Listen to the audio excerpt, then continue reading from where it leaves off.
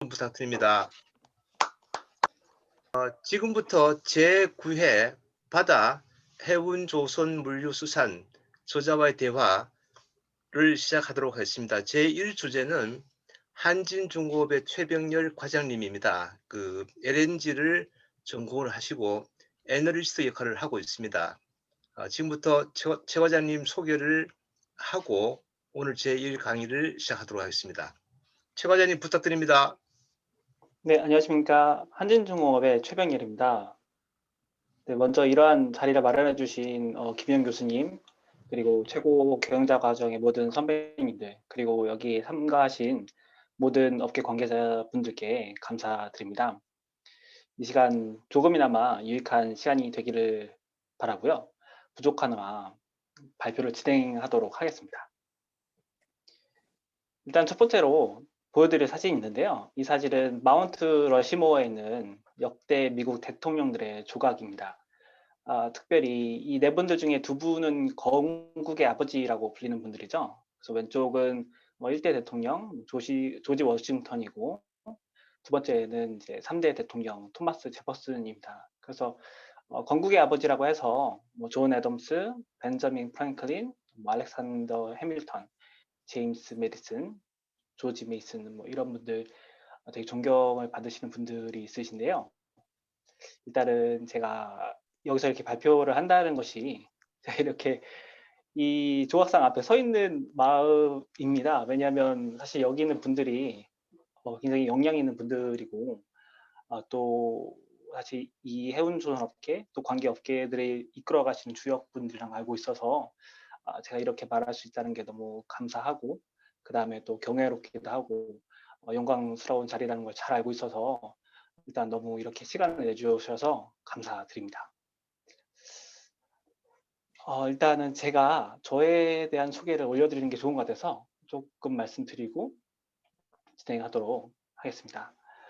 저는 한진중공업에서 한 6년간 시황 분석을 담당하고요. 그 다음에 한 약 3,000개의 차트를 제작해서 오너님과 또 그룹 사장님들께 그리고 주요 임원분들께 시황 분석을 제공했습니다. 그래서 사장님 지시로 이제 일일 심층 분석 자료를 만들었고요. 덕분에 많은 자료를 수집하고 또 많이 배웠습니다. 그래서 한눈에 보는 좋은 조선해운 시황, LNG 밸류 체인 등 두 권의 시황 서적을 출판했고요. 두 권 다 한국출판문화협회 추천을 받아서 국립중앙도서관에 납본도 되었고, 그다음에 특별히 LNG 밸류 체인 같은 경우는 에너지경제연구원 도서관에도 납본이 됐습니다. 이분들 지금 현재 들어와 계신 분들께서도 제 책을 보신 분들이 있으실 텐데, 일단 부족한 저자가 쓴 부족한 책인데도 관심을 가져주셔서 감사드립니다. 일단은 제가 이제 좀 자료를 보여드리면 조금 생경하다는 느낌이 들으실 것 같아서 먼저 조금 제 분석의 특징을 설명을 드리자면요. 첫 번째는 저는 두 분야의 다른 분야의 융합이나 커뮤니케이션을 좀 추구하는 편입니다. 그래서 제가 쓴 책이 한 개 있는데 이제 통역의 법칙이라고, 제가 한진중공업 들어오기 전에 동부제철 당진공단에서 이제 기술 컨설팅 영어 통역을 진행했었거든요. 그때 인연이 돼서 이제 철강 중공업 쪽에 연이 돼서 이렇게 한진중공업에서 이제 일하게 되었었습니다. 지금은 공적으로는 아니고 개인적으로 이제 통역 봉사의 형태로 영어 통역을 한 10년간 꾸준히 진행하고 있고요. 그런 경험을 담아서 책을 이제 통역에 관련해서 낸 적이 있습니다. 물론 이 책도 국립중앙도서관에 납본은 되었고요. 그러다 보니까 제가 저번에도 말씀을 드리긴 했지만 세대 간의 커뮤니케이션 또는 금융과 산업 간의 커뮤니케이션 쪽에 관심이 많고, 저의 분석은 조금 그런 쪽입니다. 산업을 금융이 이해할 수 있게, 금융을 산업이 이해할 수 있게. 그 다음에 또 하나는 저는 굉장히 중첩적이고 정량적이고 굉장히 좀 데이터를 추적하면서 분석을 하는 편입니다. 왜냐하면 제가 만 10대 때부터 코딩을 배웠고, 중학교 때는 이제 처음으로 IT 자격증을 취득을 했는데요. 그래서 저는 기본적으로는 코더의 배경을 갖고 있습니다. 프로그래머라고 하기엔 좀 부족하고요. 하지만 상당히 오랜 기간 코딩을 하다 보니까 좀 정량적인 분석에 관심이 되게 많고 그런 것 때문에 컨설팅 회사에서도 인턴을 한 적이 있습니다. 굳이 해운조산 시황을 분석하는데 차트를 3,000개를 만들 필요는 없는데 좀 그렇게 집요하게 좀 만들었었고요. 그다음에 클락슨에서 제공하는 데이터도 19세기 자료가 있거든요. 뭐 1800 몇십 년도 이때 있던 자료 그것까지 읽어가면서 좀 집요하게 그 분석을 했었는데요. 근데 이제 저의 분석의 특징은 뭐냐면 좀 독학입니다. 이게 제가 되게 개인적인 얘기인데 저는 사실 저에 대한 평가 중에 가장 감사하면서도 정확한 평가가 뭐냐면 아버님 밑에서 자란 시간이 좀 적은 사람인 것 같다라는 얘기를 많이 하더라고요. 그게 사실은 좀 사실이고요, 개인적으로. 이제 제가 중등학교 때부터 이제 교육책을 스스로 읽어가면서 이제 저를 스스로 교육하고 그다음에 좀 지도하는 사람이 없어서 좀 저는 남한테 배우기보다는 이제 벤치마킹, 무조건 좀 따라쟁이 식으로 분석을 많이 하고 좀 중첩적이고 그리고 좀 반복적인 그런 특징을 갖고 있습니다. 그런데 그러다 보니까 오히려 이렇게 해운조선 쪽 분석과 굉장히 잘 맞았는데요. 요거는 이제 오늘 제가 발표할 내용의 주제입니다. 이거는 이제 블랙스완과 함께 가라라는 좀 유명한 책이 있는데요. 이 책을 보시면 나심 니콜라스 탈레브가 이 4분면을 제시를 합니다. 이게 뭐냐면 이제 쉽게 말해서 그냥 탈레브의 4분면이라고 하는데요. 이제 모든 산업은 네 가지로 나눌 수 있다. 단순한 비즈니스, 복잡한 비즈니스, 그리고 평범한 비즈니스. 그러니까 좀 안정적인 비즈니스, 그리고 극단적인 비즈니스. 안정적이지 않은 비즈니스라는 거죠. 그리고 이제 오른쪽부터 1, 4분면, 좌측으로 2, 4분면, 아래 3, 4분면, 이제 아래 오른쪽 빨간색이 4, 4분면이라 하면은 이제 4, 4분면을 이제 니콜라스 탈레브는 이제 블랙스완 영역이라고 하는 거죠. 굉장히 복잡하고 또 결과가 굉장히 좀 극단적으로 나올 수가 있는 분야라서 이제 탈레브가 이 4분면에 있는 산업에 종사를 한다면 두 가지를 추천합니다. 첫 번째, 섣부른 효율화는 하지 말아라. 굉장히 중첩적으로 비즈니스를 진행하라는 거죠. 그래서 모험을 최대한 방지하는 방향으로 진행해라. 또 하나는 뭐냐면 3, 4분면, 다시 말해서 비즈니스를 단순화하도록 노력해라 라고 얘기를 권유를 합니다. 왜냐하면 단순화만 진행을 해도 상당히 비즈니스의 위험도를 줄일 수 있다라고 이제 추천을 하죠. 그리고 요거는 사실 현실이 됩니다. 해운조선 시황에서 이제 2008년 때부터 이제 굉장히 장기간 좀 불황이 진행이 되죠. 근데 저같이 이제 저는 2011년도부터 이제 조선 산업을 시작했고요. 제 입장에서 봤던 거는 과거와의 단절이었습니다. 제가 이렇게 이제 김희영 교수님 그리고 또 이제 이런 고려대 이제 최고 교양자 과정 이렇게 들어오시는 모든 분들을 만날 수 있었던 계기도 이 끊어진 과거를 다시 잊기 위해서 정말 찾고 또 찾고 어디 가면 더 다른 사람 만날 수 있는지 찾고 그런 노력 끝에 좀 이렇게 만나게 되었던 것 같고요. 저의 분석은 그래서 단절된 과거의 자료를 파악하기 위해서 저희 회사 내부적에서도 굉장히 많은 데이터를 개인적으로 수집을 하고 외부에서도 굉장히 많은 데이터를 수집을 해서 끊어진 과거를 좀 찾으려는 노력을 해왔습니다. 지금 이거를 보면은 2020년도 1월 달에 이제 뉴욕 유니버시티에서 전 세계 인더스트리의 향후 5년을 전망한 내용입니다. 이제 향후 5년간 순이익은 어떻게 진행될 것이다, 얼마나 상승될 것이다라는 내용이고요. 굉장히 고무적이고 희망적입니다. 해운조선 비즈니스가 지금 보시면 알겠지만 향후 5년간 순이익 성장률이 매년 38%. 이거 매년 38% 순이익 성장률이면 정말 엄청난 겁니다. 이거는 그냥 호황기라고 봐도 진짜 손색이 없을 정도로 굉장히 높은 수치고요. 다만 이게 굉장히 고무적이면 다시 말하면 과거 5년에는 2%밖에 되지 않았습니다. 순이익률이.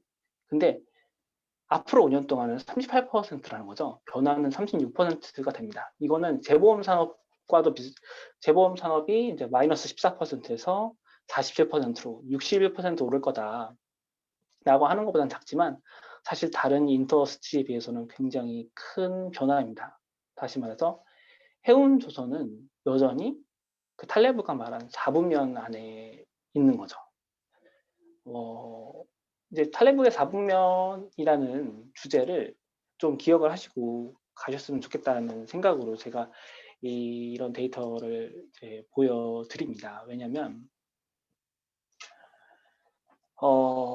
해운 산업은 모험 산업이다. 라고 이제 저희 관계자분들께서 많이 얘기를 하세요. 그리고 저도 굉장히 동의합니다. 해운이든 조선이든 모험 산업의 특징을 가지고 있고 거기에 대한 재무적인 감당이나 이런 건 당연히 필요하다. 그리고 이런 거를 좀 업계 내부나 업계 외부도 해야 된다라는 의견은 저희 내부적으로는 굉장히 충분한 것 같습니다. 근데 이제 금융 쪽에서는 이런 걸 받아들이기 힘들다라고 이제 많이 얘기를 하시죠. 그거는 뭐 서로 아는 얘기니까요. 그러면 이제 이러한 탈레브의 4분면을 탈출하려는 시도가 없었냐? 그런 건 아닙니다. 시도가 있었고, 그리고 굉장히 성공적인 케이스가 많았습니다. 그래서 예를 들면은 해운과 항만업을 같이 운영한다. 이건 뭐 머스크, 그리고 뭐 CMA, CGM 등 메이저 회사들이 진행하는 거죠. 그리고 옛날에 한진 해운도 마찬가지로 진행을 했고요. 왜냐하면 해운과 항만만 가져가도 항만에서 굉장히 수익률이 높고 그리고 시너지가 높아서 사실 해운 항만만 잘 가져가도 비즈니스를 안정화시키는 데 어려움이 없고, 또 하나는 또는 해운과 조선을 같이 가져가는 거죠. 그래서 이제 이마바리 같은 케이스가 또 굉장히 유명한 케이스죠. 그래서 이마바리 같은 경우는 이 전략으로 세계 1위의 컨테이너 조선사의 지위를 획득합니다. 저희 나라에서는 용납할 수 없는 얘기인데, 근데 이제 알파라이너는 한때 전 세계 가장 컨테이너선을 많이 짓는 조선소는 이제 이마바리 조선소, 이렇게 이제 자료를 제출한 적이 있었고요.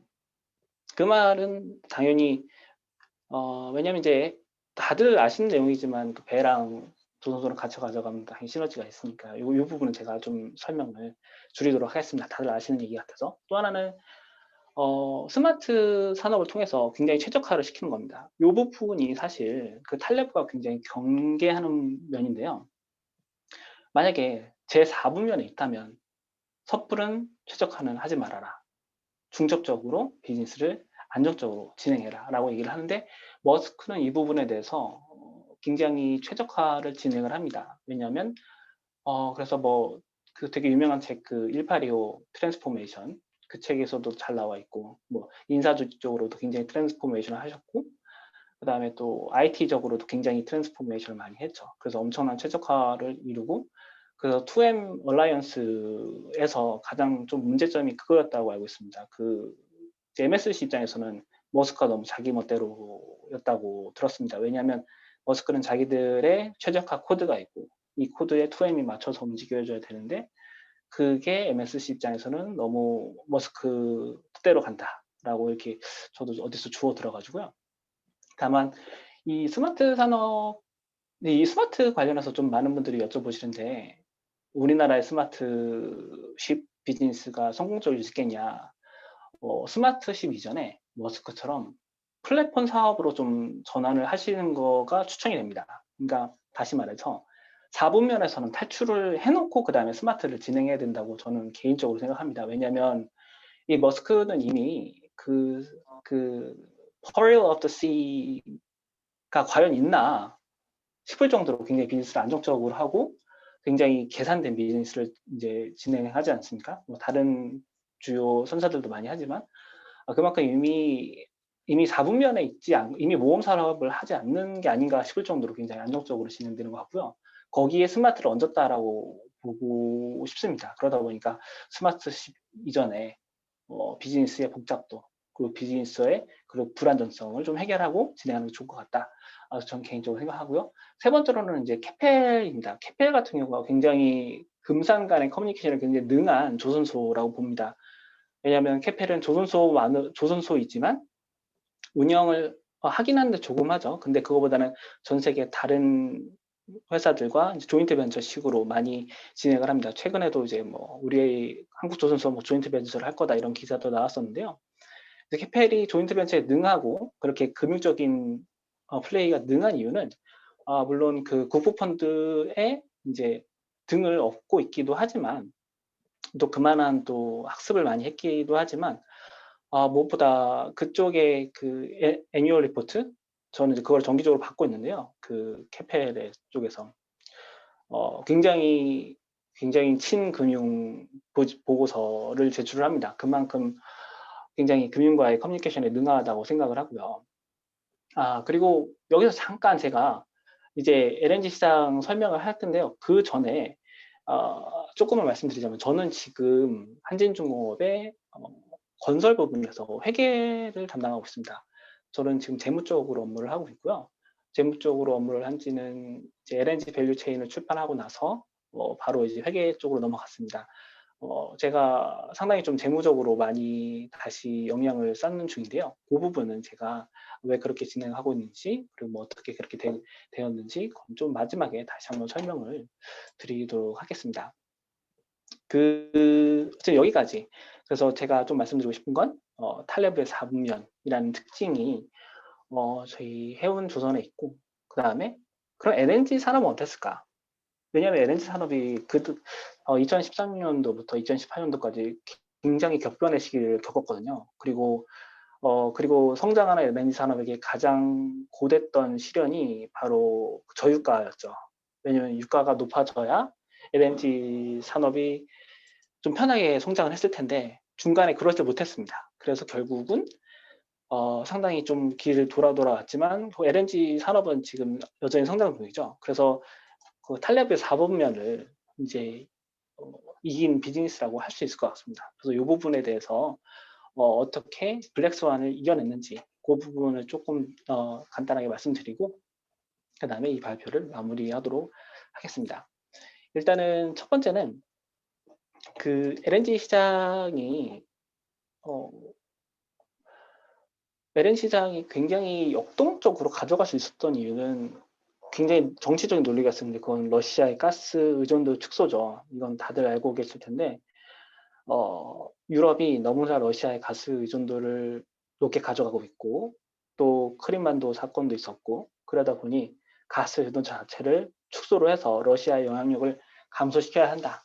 그래서 LNG 시장은 커져야 한다라는 게 유럽의 정치적인 논리였고요. 이런 정치적인 논리는 굉장히 큰 힘을 발휘합니다. 게다가 이제 그린 가스를 이제 줄이기 위한 노력 차원에서도 굉장히 유럽에서 많이 이제 진행을 하였죠.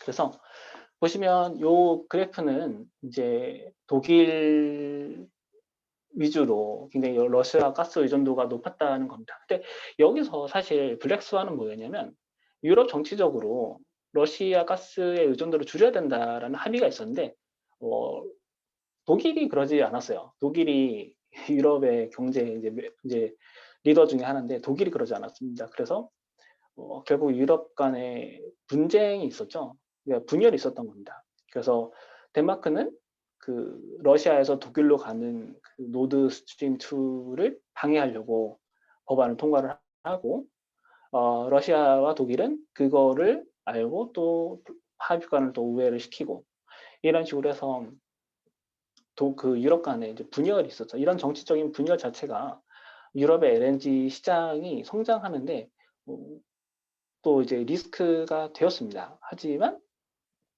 이런 상황에서 LNG 시장 자체도 문제가 있었는데 이제 고유가를 기준으로 LNG 시장이 가다 보니까 당연히 높은 손익분기점을 기준으로 LNG 시장은 형성이 되었고 그러다 보니까 호주 LNG 프로젝트들 같은 경우가 굉장히 높은 유가를 손익분기점을 갖고 있었기 때문에 어려움을 겪고 있었죠. 그래서 이 부분에 대해서 정말 자료를 찾아보면 많겠지만요. 근데 이것 중에 하나가 사실 여기까지 왔을 때 단순히 고유가가 문제가 아니고 이제 미국과 러시아와 호주의 그 LNG 생산 경쟁이 치열했던 것도 사실입니다. 그러니까 사실 만약에 손익분기점이 떨어질 위험을 좀 고려를 했다면 그러면 프로젝트를 좀 덜 해도 됐을 텐데 미국이든 러시아든 호주든 LNG를 최대한 많이 생산하려고 프로젝트를 많이 늘렸고요. 그 이유는 전 세계적으로 그러한 공감대가 있었습니다. LNG를 생산한다면 그 시장에 진입한다면 바로 지금이다. 라는 그런 공감대가 있었기 때문에 매우 경쟁적으로 러시아와 그리고 호주와 미국이 LNG 프로젝트를 진행을 했고요. 그러다 보니까 저유가에 더해서 이제 LNG 시장이 떨어지면서 그래서 사실 생산 프로젝트의 재무적인 어려움은 가중됐습니다. 다시 말해서 여기서 바로 이제 금산 간의 커뮤니케이션의 차이가 생긴 거죠. 금융은 이제 예전에 산업에서 제시한 약속을 가지고 갔는데 산업에서 갑자기 상황이 바뀌었다고 합니다. 금융에서는 이제 손익분기점이 안 맞네요. 그러면 이제 조금 다른 생각을 해야 되겠죠. 이랬을 때 LNG 전체적으로 시장은 어떻게 개선되었냐. 일단은 LNG의 판매 독점성이 해소되고 그리고 구매 독점성이 해소되면서 LNG 시장 자체가 개편하는 역할을 보입니다. 그래서 그 전까지는 그 유가 기준의 LNG 가격을 갔었다면, 그러니까 유가에 종속된 LNG 시장을 갔다면 이제는 LNG가 독립적인 시장으로 변모를 하죠. 그럼 여기서 역할을 했던 게 뭐냐면 바로 인덱스입니다. 여기서 금융업계와 산업업계의 그 커뮤니케이션 차이 그리고 발생할 수 있는 오해를 줄였던 게 인덱스였다는 거죠.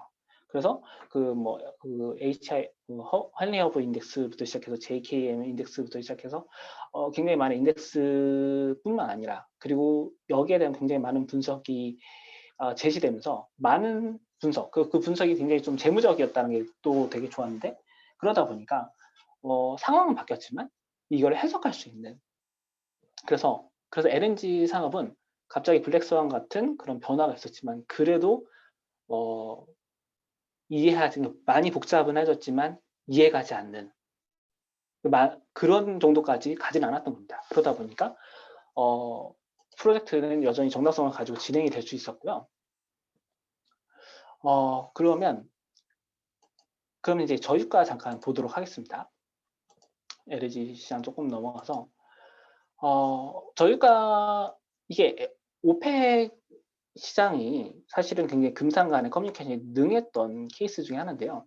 지금 밑에 보시면 알리 알 라임이라고 해서 전 사우디아 석유 장관이 있습니다. 이 사람은 이제 사우디 아람코 인재 프로그램으로 12살부터 정말 어릴 때부터 석유 산업을 시작을 했고요. 그 다음에 1995년부터 취임을 해서 21년간 사우디 석유 장관직을 수행을 합니다. 아시는 분 아시겠지만 오펙은 그렇게 강력한 석유 카르텔이 아니었습니다. 왜냐면 석유를 생산하는 나라는 러시아도 있고 다른 나라도 많으니까요. 근데 그리고 유가가 장기간 되게 낮았다는 걸 생각하면 $100 이렇게 갔던 기간은 사실상 되게 짧죠.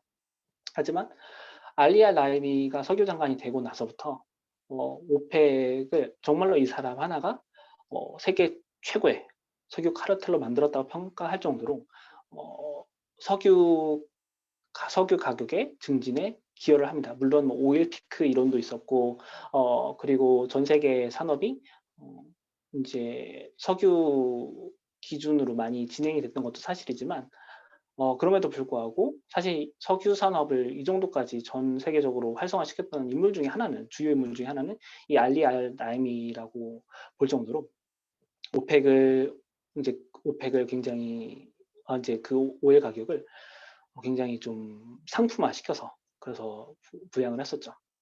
그런데 이제 이 오펙도 카르텔이 깨집니다. 이걸 깼던 사람은 이제 무함마드 빈 살만 알 사우드죠. 원래 사우디 왕가는 그 오일 비즈니스가 왕가의 권력 다툼에 사용돼서는 안 된다라는 합의가 있었고요. 그래서 그 석유 비즈니스를 민간에 다 맡겼습니다. 민간에 다 맡기고 민간에 오래 맡겨서 나온 결과가 저 알리 알 나임인 거죠.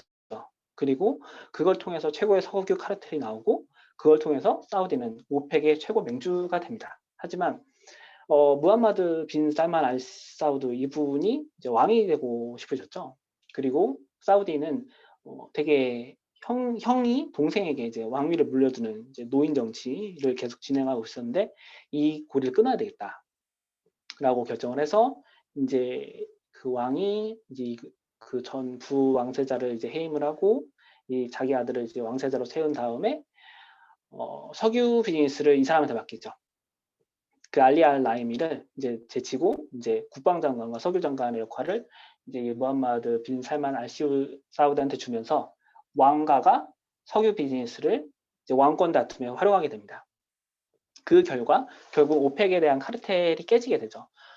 이거는 어쩔 수 없는데 왜냐면 그 사우디가 그 오펙 비즈니스를 민간에게 맡겼다는 것. 이거 하나가 사우디가 오펙의 맹주가 될 수 있었다. 근거가 됐다고 봅니다. 왜냐하면 그런 정도의 신뢰가 없었다면 다른 오펙 오펙 그 파트너들이 그렇게 신뢰할 수는 없었을 테니까요. 근데 그런 신뢰가 깨졌기 때문에 오펙도 당연히 깨진 거고 그래서 여러 가지 분석이 있지만 이제 앞으로 고유가가 오기 힘들 것 같다는 건 거의 이제 정설이 된 것 같고요. 이제 그러다 보니까 지금 보시면 알겠지만 이제 이거는 이란입니다. 이란의 원유 생산량인데 이란의 석유 생산량이 많이 줄었죠. 많이 줄었고 사실 지금 이게 400밀리언 BPD만 보여주는데 이 이전에 한 1900, 한 뭐 20세기 중반에는 600밀리언 BPD까지 갑니다. 굉장히 생산량이 많았지만 이란이 이제 종교혁명을 하고 그리고 나서 종교혁명 이후에 이제 석유 생산량이 계속 떨어지고 그다음 다른 나라와의 연합이 떨어지면서 이제 또 경제 제재까지 있으면서 결국은 이제 그 비즈니스가 깨지게 되죠. 요 이란의 케이스를 봤을 때 그 정치에 휘둘리는 오일 비즈니스는 금융에 그러니까 금융 다른 업계나 다른 나라 또는 금융 쪽에 정확한 커뮤니케이션을 할 수는 없다라고 추측이 됩니다. 그래서 이제 사우디의 그런 강력한 오일 비즈니스의 리더십은 이제 거의 끝나지 않았나라는 생각이 들고요. 다만 요거 같은 경우 그래서 요 오일 비즈니스 같은 경우는 탈레브의 4분면으로 자기 스스로 이제 이동한 그래서 복잡도를 증가시키고 그 다음에 신뢰도를 낮추고 그래서 결국 좀 파괴적인 안 좋은 케이스를 늘린 경우라고 봅니다. 그리고 이번에는 물론 그렇기 때문에 FLNG 시장이 조금 영향을 받게 돼요. FLNG 시장은 이제 그 해양에서 LNG를 생산한다는 건데 저유가부터 고유가가 올 일이 없을 것 같아서 결국은 이 비즈니스는 조금 어렵게 됩니다. 하지만 LNG 시장은 결국은 이렇게 밸류 체인을 형성하게 됩니다. 제가 요걸 하나 만드니까 어떤 분이 되게 그런 얘기를 하더라고요. 어차피 업스트림이든 미드스트림이든 다운스트림이든 회사 이름이 별로 없다. 그래서 참 정리하기가 편한 것 같다라고 얘기하시는데 맞습니다. 그 밸류 체인에 해당되는 회사들이 많지 않죠. 그냥 저는 그 회사들의 이름을 구별한 것에 불과하고요. 또 회사 이름들이 많지 않아서 뭐 한눈에 보기 너무 좋았습니다.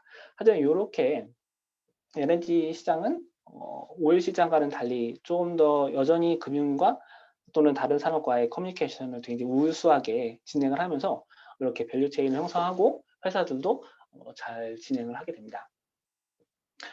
또 한 가지는 이제 스크러버인데요. LNG와 스크러버는 항상 재미있죠. 스크러버 산업의 그런 끊이지 않는 위기. 첫 번째는 처음엔 스크러버가 비즈니스가 좋았다고 하다가 이제 유럽에서 우리는 LNG만 쓰겠다. 또는 어떤 항만에서는 오픈 스크러버는 안 된다.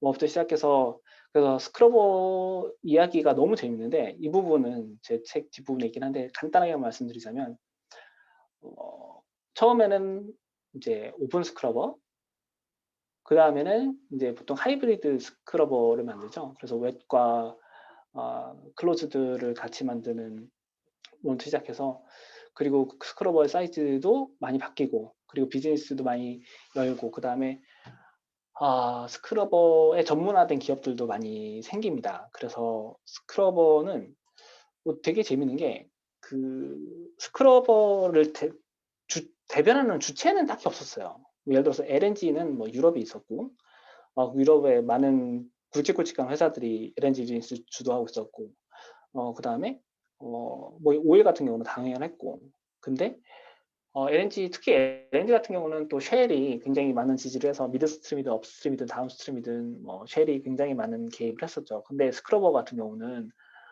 사실 기자재 업체들이 다수의 군집을 통해서 이 비즈니스를 진행한 거란 말이죠.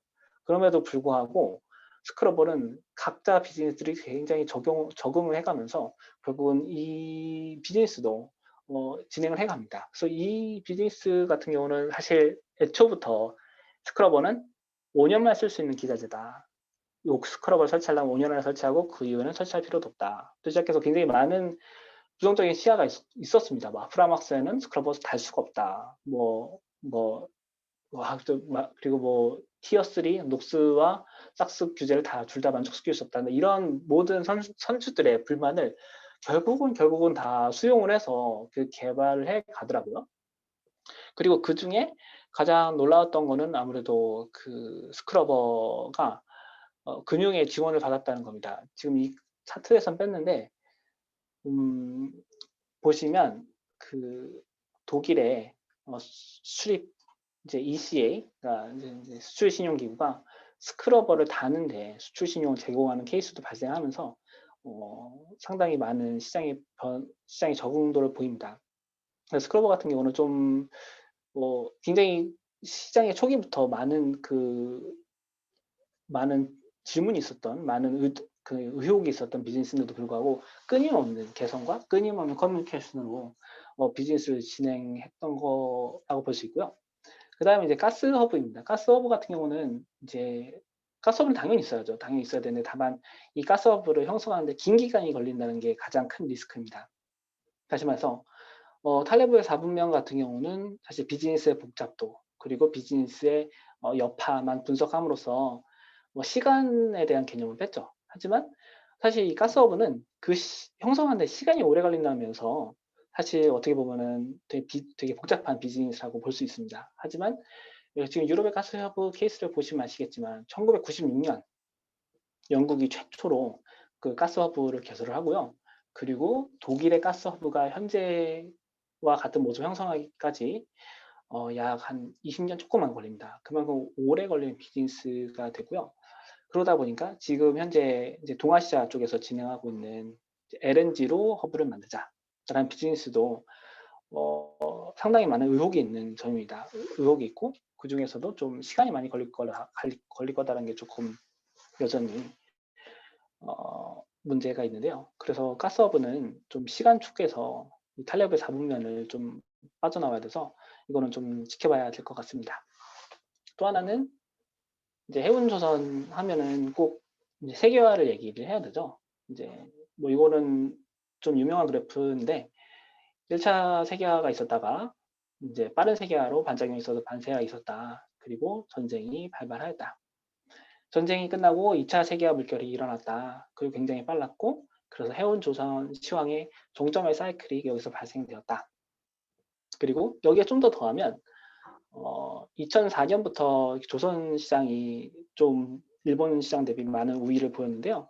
그거를 해석하는 배경 중에 하나는 환율이 있습니다. 환율은 뭐냐면 2004년도에 그 일본의 환율이 30%한 번에 절상했다 그래야 되나? 절하야 되나? 어쨌든 변하면서 그 이제 환율의 경쟁력을 잃습니다. 근데 2004년도 하면은 바로 저희 해운조선 업사이클의 시작이었죠.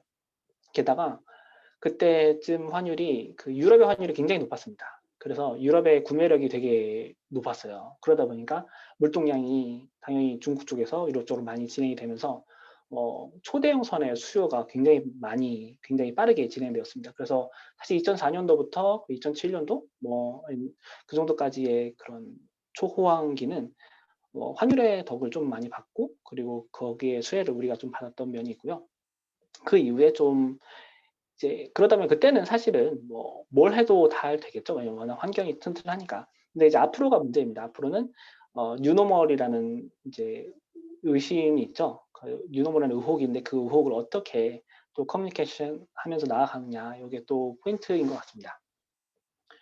그래서 이제 제가 LNG 밸류 체인을 설명을 드렸지만 결국은 이제 탈레브의 4분면을 말씀드리자면서 이 산업은 좀 모험 산업의 성격이 있고 그래서 타 산업과 아니면 타 관계자들과의 커뮤니케이션 역량이 굉장히 중요한 것 같다. 라는 게 좀 전반적인 논지였고요. 거기를 가장 잘 보여준 인물 중에 하나는 밀버 로스인 것 같습니다. 제가 뭐 트럼프를 좋아한다는 건 아니고요.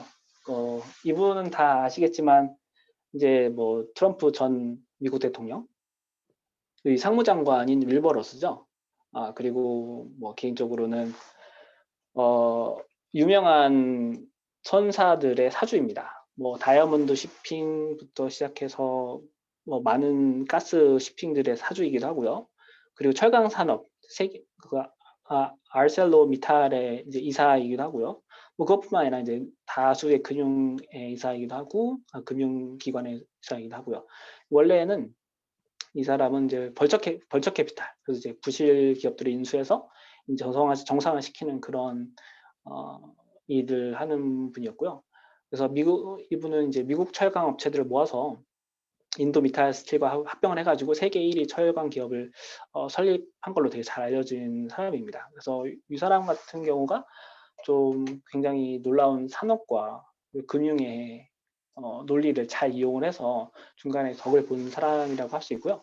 뭐 그래서 이 사람 선사는 보면은 뭐 다이아몬드 shipping, 노티컬 벌크, 내비게이터 가스, 뭐 TRF부터 시작해서 합작사는 뭐 어윌코랑 합작사도 있고 뭐 스톨튼 니슬과도 뭐 케미스트리 합작사도 있고요.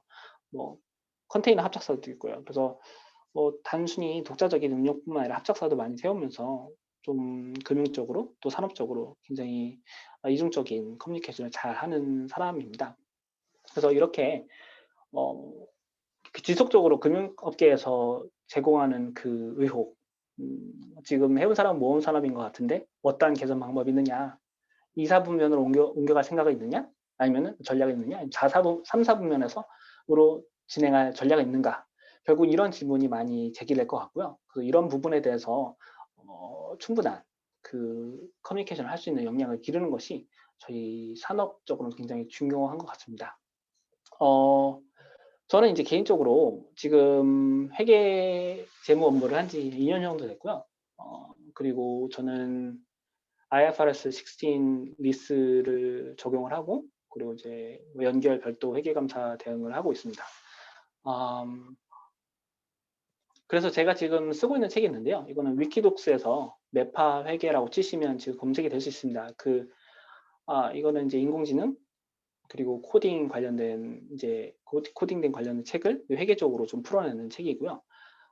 IT 쪽에서는 책을 그냥 온라인에 업로드하고 그 상태에서 그냥 책을 지어내는 게 트렌드이고 그들의 룰이더라고요. 그래서 저도 동일하게 하고 있고요. 그래서 다른 산업 간의 언어를 구사하는 것, 그리고 그 다음에 다른 산업, 특별히 저는 금융업계에서 재무적인 커미션 역량은 산업이 꼭 가져가야 된다고 생각합니다. 지금 저희 나라에 많은 부분에서 산업 개편이 있는 게 사실인 것 같고요. 이 산업 재편이 있을 때 누가 어떻게 하네 뭐 이런 것도 되게 중요하겠지만 그 방식이 금융은 산업의 커뮤니케이션을, 산업은 금융의 커뮤니케이션을 좀 더 배워가면서 그럼으로써 좀 커뮤니케이션 역량을 길러가는 것이 앞으로 저희 나라의 산업 발전을 위해서 좀 좋은 해결책이 되지 않을까 싶습니다. 네, 그래서 저 오늘 발표는 이제 탈레브의 4분면 발표는 이것을 마치도록 하겠습니다. 잘 들어주셔서 대단히 감사합니다. 최병렬 그 애널리스트님, 과장님 수고 많으셨습니다. 아마 이 방에 와 계시는 분들이 평소에 접하기 어려운 정보를 접하시는 것 같아요. 질문들이 많이 나올 것 같은데 우선 제가 한번 좀 여쭤보고 싶은 게 있는데 그 LNG라 그러면은 미국에서 얘기하고 있는 셰일 가스도 같은 범주에 들어가는 겁니까? 네, 그렇습니다. 그러면 글로벌로 지금 생산량이 급격히 늘어나고 있는 것 같은데 그렇게 되면은 미래에 그 에너지 가격은 어떤 변화가 예상이 됩니까? 일단은 첫 번째로는 이제 유가에 종속되지는 않고 그 LNG만의 이제 지표 대 지표 가격으로 갈 것 같다라는 의견은 다들 아실 것 같고요. 그다음에 LNG 가격은 저는 현 수준을 상당 기간 유지할 걸로 예상이 됩니다. 왜냐하면 미국에서 LNG 프로젝트를 굉장히 많이 여전히 보유를 하고 있고, 그다음에 호주에서도 여전히 갖고 있고, 그다음에 러시아에서 특별히 계속 비즈니스를 가져가는데 러시아의 손익분기점이 한 3에서 4 정도 되거든요. LNG임에도 불구하고. 그래서 제가 볼 때는 러시아 그리고 미국, 호주, 게다가 카타르 같은 경우도 너무 지금 상당한 많은 생산량을 발표를 했었는데, 여전히 카타르 같은 경우도 그 정권을 유지하기 위해서는 그 LNG 수출량 그리고 LNG를 통한 그 재무 역량이 확보돼야 됩니다. 왜냐하면 카타르 같은 경우가 특별히 그 되게 종교적으로, 그러니까 좀 반종교적으로 그 정권을 운영하고 있기 때문에 그러한 거를 정당화시키기 위해서는 본인들의 그 지금 점유율 30% 라인을 좀 지켜야 된다고 보고요. 그래서 현재 가격의 낮은 가격 수준은 계속적으로 유지될 것으로 봅니다. 아, 예. 고맙습니다. 수고 많으셨습니다. 여러분 박수 한번 부탁드리겠습니다. 자, 그러면은 지금서부터 한 15분에서 20분에 걸쳐서 Q&A 시간을 가지도록 하겠습니다. 질문이 있으신 분은 마이크를 켜시고 질문해 주시면 고맙겠습니다.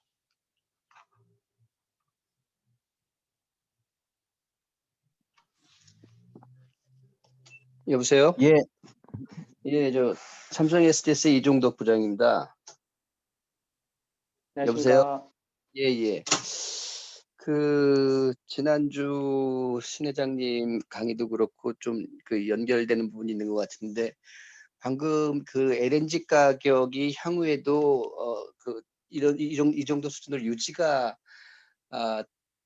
되리라고 보신다는 게 더 떨어질 가능성은 없다라는 의미인가요? 네, 그렇습니다. 왜냐면 일단은 LNG 가격이 올라가기 힘든 이유는 러시아든 카타르든 본인들의 정권을 유지하기 위해서 그 LNG를 사용하고 있기 때문에 그 상승은 어려울 것 같고요.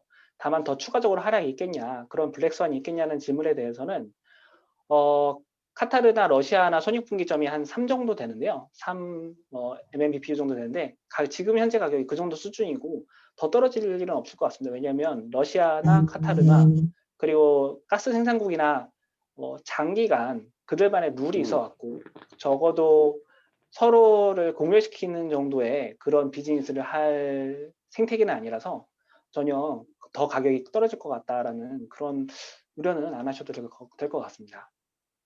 그렇다고 한다면은 지금 IMO에서 추진하고 있는 2020 프로그램 있지 않습니까?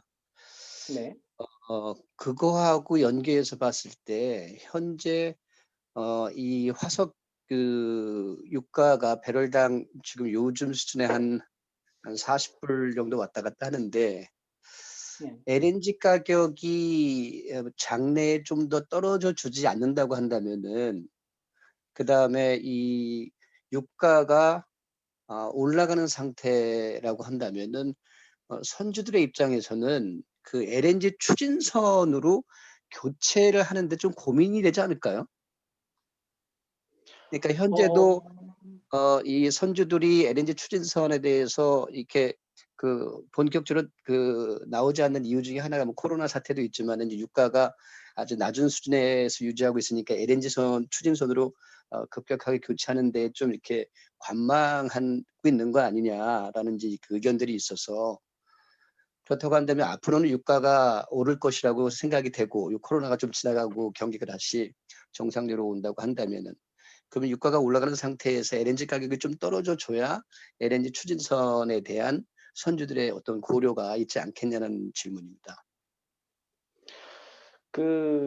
일단 LNG의 이제 경쟁자는 스크러버죠. 현재 선박 연료로 봐서는. 그리고 가격으로 봐서는 이제 유가이긴 하지만 일단 스크러버가 잘하고 있는 것이 사실이고요. 그다음에 재무적으로 스크러버를 정말 재무적으로 손익분기점으로 이길 수 있다는 건 어렵습니다. 스크러버가 특히 이제 상위 업체들이 알파라발부터 시작해서 몇 개 유럽 업체들이 있는데요. 그 유럽 업체들에 대해서 굉장히 포인트가 뭐였냐면 노르웨이, 독일 등 이 유럽 수출 신용 기구가 한 배에 스크러버를 개조하는데 스크러버에 대해서만 금융을 제공했다는 게 굉장히 큰 분기점이었습니다. 왜냐하면 이거는 스크러버가 결정적인 커뮤니케이션을 금융업계와 성공시켰다는 거거든요. 왜냐하면 그 스크러버를 설치하냐만의 측면에서 가장 많이 결정적인 포인트가 뭐냐면 스크럽을 설치할 거면 이제 대량으로 설치하는데, 그래서 오크트리 그룹이나 아니면 뭐 스타버크 그룹이나 이렇게 배가 많은 MSC 그룹 등 한 번 설치하면 엄청나게 많이 설치를 합니다. 그러면 본인의 돈을 할 수 없고 금융을 해야 되는데, 그러면 그 질문이 이거였습니다. 배에 대해 전체적인 거 말고 그 배에 개조되는 그 기계에 대해서만 금융을 제공할 수 있느냐. 일단은 그 보통 기업들은 할 수가 없죠. 보통 은행들은 할 수가 없습니다. 왜냐하면 개조를 하다가 이 배가 문제가 있으면 어떡합니까? 그러니까 이 기자재는 이 배의 종물이기 때문에 전혀 이 종물에 대해서 금융을 제공할 수 없는 거죠. 그런데 그거를 해냅니다. 스크러버가. 그래서 스크러버가 엄청나게 많이 설치가 되고요. 결정적인 금융과의 커뮤니케이션 성공하면서 그러면서 이제 LNG와 브레이크 이븐 포인트를 얘기를 한 겁니다. LNG는 배를 다시 지어야 되는데 스크러버는 돈까지 빌려가면서 개조만 하면 돼요. 이거는 손익분기점으로 설명은 안 되고요. 그다음에 그래서 제가 참 스크러버 업계가 잘했다고 생각이 들고요. 그 선주들이 OLED 너무 싸서 LNG 추진선이 고민이 됩니다라고 한다면 저의 답은 재무적으로는 LNG 추진선은 현재로서는 좀 추천할 만한 상황은 아닙니다. 다만 이제 사실 미래 산업을 고민을 하면 당연히 필요는 하겠죠. 그러니까 네. 그 스크러버는 그렇다 치더라도 어차피 IMO 2050이라는 건 앞으로 이제 30년 후인데 그때까지 전 세계 선박의 이산화탄소 그 양을 갖다 70%까지 줄인다는 거잖아요. 네. 그러면은 설령이 보통 2, 30년 간다고 치면은 2050년까지 줄인다고 했으니까 다시 백워드 해서 보면 한 2020년 네. 뭐 짧게는 뭐 길게는 한 2030년, 2020년에서 2030년 사이에 이제 이 LNG 추진선에 대한 발주들이 나올 것으로 예상이 되는데 LNG 가격이 안 네. 떨어지면은 이게 가능하겠냐라는 질문이고 스크로버는 지금 IMO 2020에 관한 것이니까 그거는 이해가 됐고 2050에 대한 LNG 추진선에 대한 그 질문을 드린 거였습니다. 그것도 저는 그게 정말로 실제로 되기까지는 웨이앤시가 될 것 같습니다. 그 모든 대부분의 선박 뭐 티어 3부터 시작해서 뭐 굉장히 많은 선박들의 규제를 보면은 선박 규제가 시작되거나 시작되기 직전이거나 시작된 후에 발주량이 늘어나거든요. 그거는 어쩔 수 없는 부분인 것 같습니다. 지금 어느 분께서 좀 설명해 주시려고 공유를 하신 것 같은데 혹시 최강식 최강식 전 장관님 지금 저 진행 중이니까요. 화면 공유를 조금 이따 해주시겠습니까?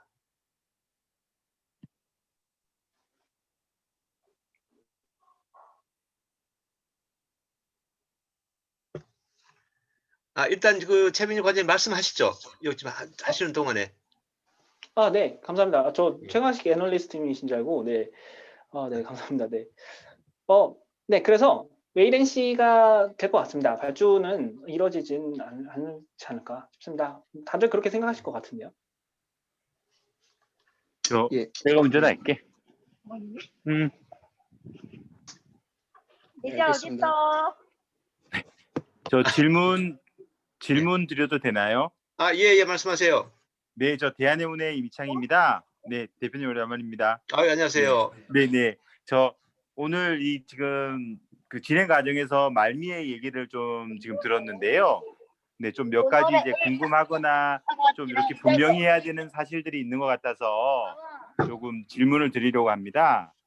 처음에 이제 저희 발표해 주신 분께서 말씀해 주시기로는 지금 LNG 추진선의 가장 큰 어떻게 보면은 경쟁 상대는 스크러버라고 말씀을 해주셨는데 지금 그거에 대해서 이제 제가 조금 다르게 보는 시각은 뭐냐면은 지금 LNG 추진선에 대해서 가장 큰 어떻게 보면 경쟁 상대나 위험 요소는 그 수소를 기반으로 하는 그 추진선이 아닌가 싶습니다. 지금 현재 뭐 최근에도 H라인 같이 국내에 있는 선사도 이제 포스코 쪽에 LNG 추진선을 지금 투입을 해서 운영을 하고 있고, 일부 뭐 북유럽이나 이런 쪽에서도 지금 LNG 추진선을 상용화하고 있는데, 지금 말씀하신 것처럼 MMBTU당 LNG 가격이 2불대라고 하면은 최근 들어서 굉장히 낮은 가격 수준에 형성되어 있는 것 같습니다. 그렇다고 하면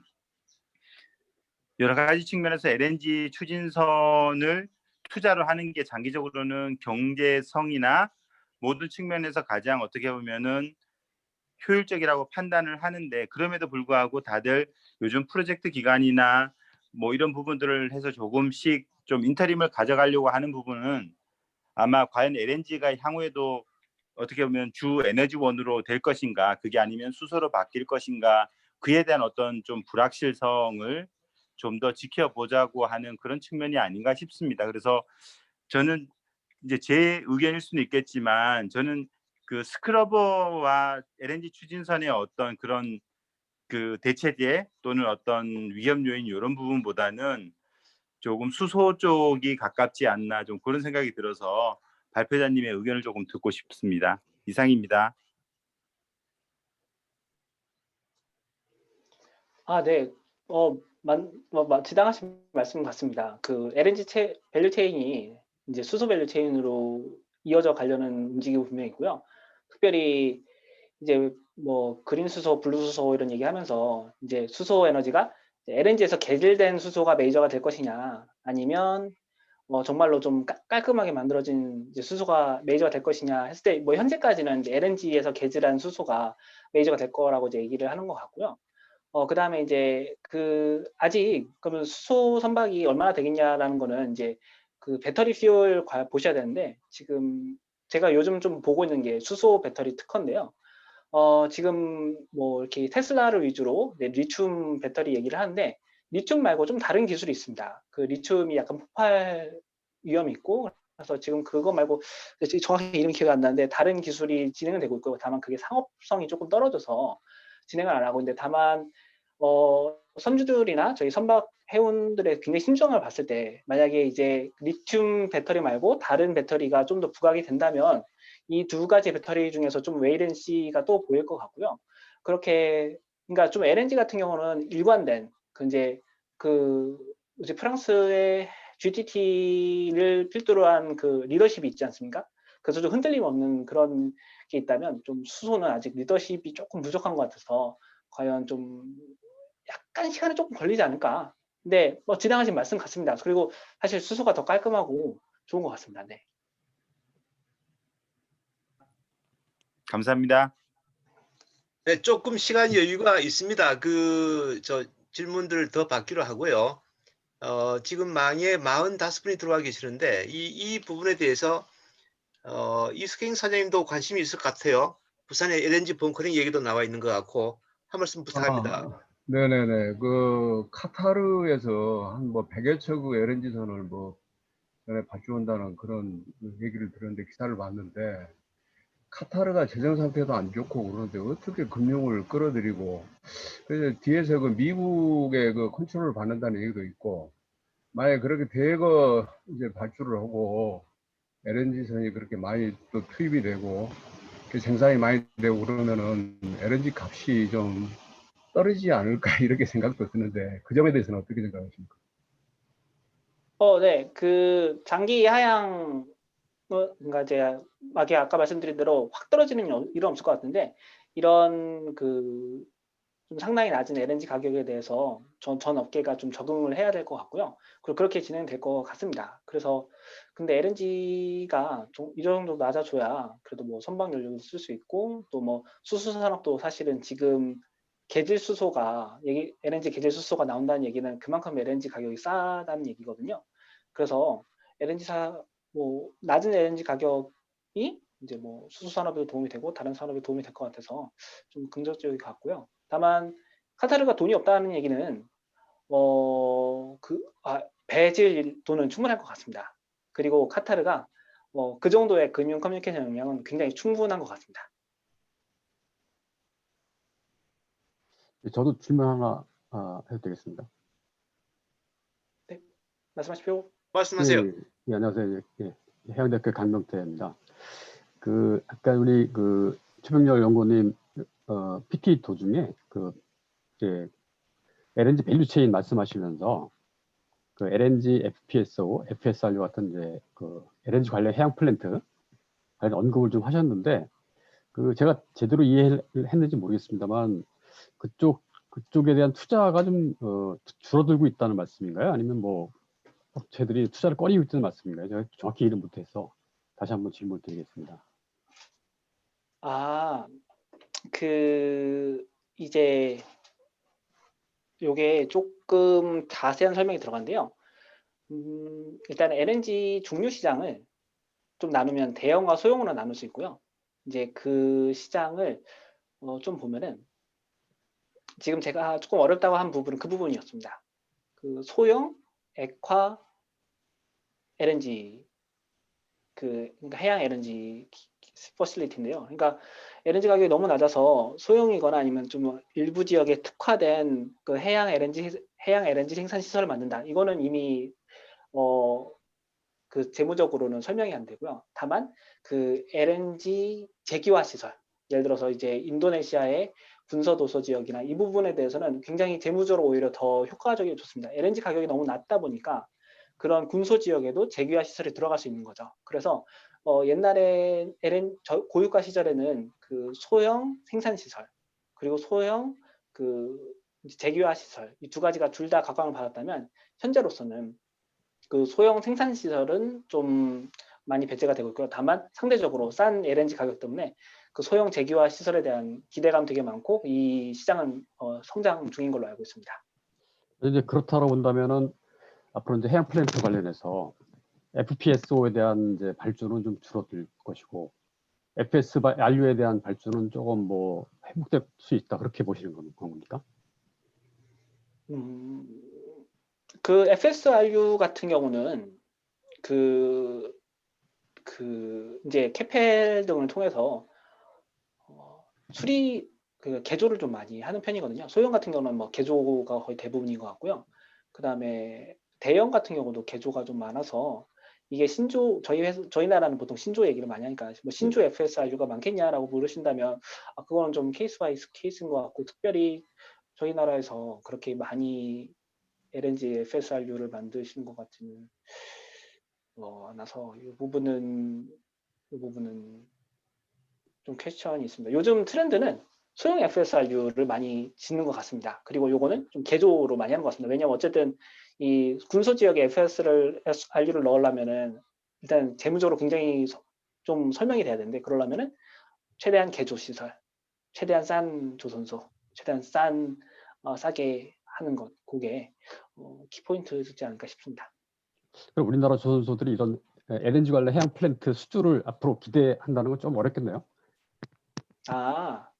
근데 이게 제가 조선사 출신인데 저희 나라 조선소는 진짜 막강합니다. 현재로서의 제가 영업을 하다가 이제 분석으로 빠졌는데 저희도 사실 저희는 이제 중견 조선소인데 저희만 해도 굉장히 좀 많은 이익이 있었거든요. 근데 뭐 사실 대형 조선소들은 시장이 회복된다면 1순위로 당연히 그러니까 신조 해양 프로젝트 관해서는 당연히 또 여전히 1순위나 뭐 2순위 정도의 그런 우위를 갖고 있는 것 같고요. 다만 저희 나라가 그렇게 좋아할 것 같지는 않습니다. 해양 리스크라는 게 좀 많이 있고 그리고 저번에 회장님께서 너무 잘 설명을 해주셔서 우리나라가 소화할 수 있는 해양 프로젝트의 양은 한계가 있다라는 게 메인이셨어가지고 과거 뭐 2010년, 2013년 그렇게 해양 플랜트 붐은 아마 다시 오지 않는 게 오히려 저희 나라에 바람직하지 않을까.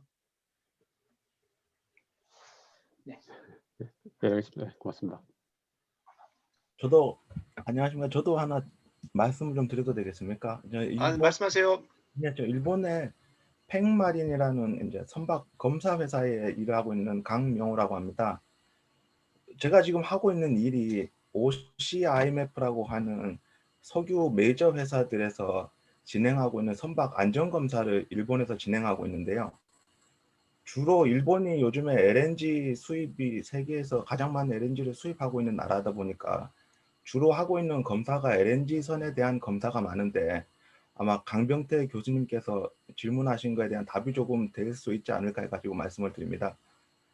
요즘에 보면 코로나 이후로 기존에 FSRU라고 리가시피케이션 시스템이 들어있는 어떻게 보면 차터링 피가 비싼 LNG 같은 경우에도 호외 shipping 같은 거대 LNG 선사에서 운영하고 있는 FSRU들이 요즘에 그냥 LNG 모드로 배를 전환해 가지고 그냥 기존의 멤브레인 LNG 캐리어랑 같이 운항을 하고 있는 실정이거든요.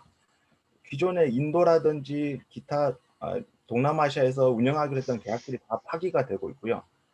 코로나 이후로는 이제 에너지에 대한 디맨드가 많이 낮아지는 바람에 기존 계약들도 파기되고 있는 상태에서 신규로 FSRU나 아니면 FPSO 같은 새로운 시장이 신조 시장이 커지기에는 조금 한계가 있어 보입니다.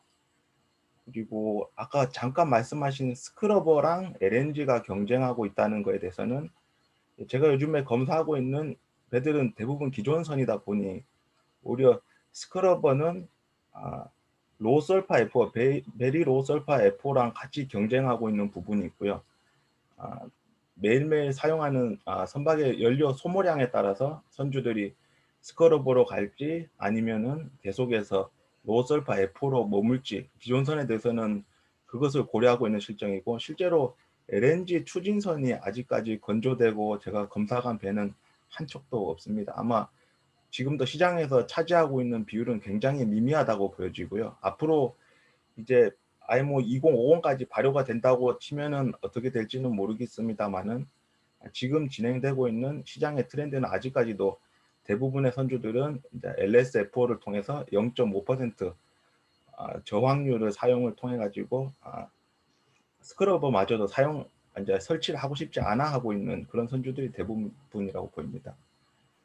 이 정도라면은 조금 이해에 도움이 될까 싶어가지고 예, 말씀드려봤습니다. 고맙습니다. 예, 감사합니다. 고맙습니다. 또 다른 분 그 질문 사항 받을 수 있습니다.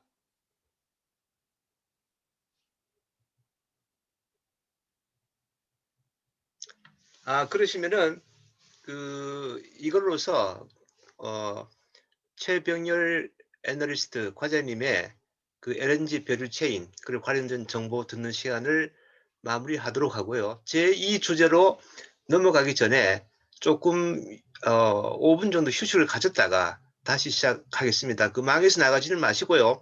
오늘 그 수고해 주신 최병열 과장님께 여러분 박수 한번 부탁드립니다. 수고 많으셨습니다. 고맙습니다.